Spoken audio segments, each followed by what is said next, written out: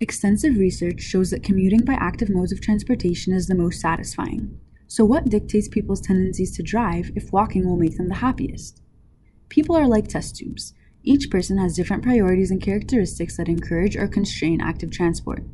Among these priorities and characteristics are health, the needs of their family, income, social status, or a desire for independence.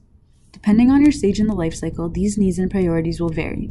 Teens, young professionals, middle-aged adults, and seniors will all have different characteristics that influence their transportation tendencies. Take Sarah, for instance, age 15. She lives at home with her parents but wants independence and doesn't want to rely on them for rides. Her suburban neighborhood is disconnected from the larger municipal transit system, meaning that her only options for independent travel are to ride her bike or walk. 10 years later, Sarah is 25 and living on her own in the city. Because of her habits as a child, she still prefers active transit.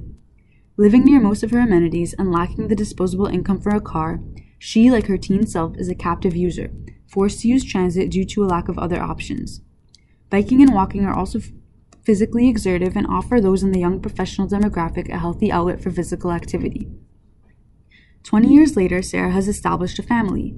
At 45, she is a mother of 2, has relocated to the suburbs, and is responsible for taking her kids to and from school and activities. Like her peers, Sarah now prioritizes her family and has purchased a car because biking, walking, and transit don't offer enough control in terms of efficiency, accessibility, or convenience and are no longer close by.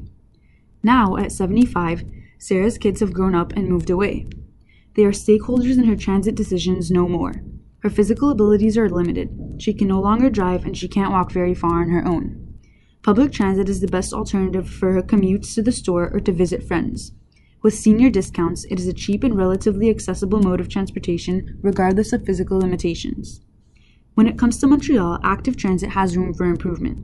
While the downtown core is well adapted to active transit, the suburban periphery straggles far behind. General policy recommendations for the entire city should focus on people rather than the built environment. The most important policy goal should be to make active transit the first choice for young people.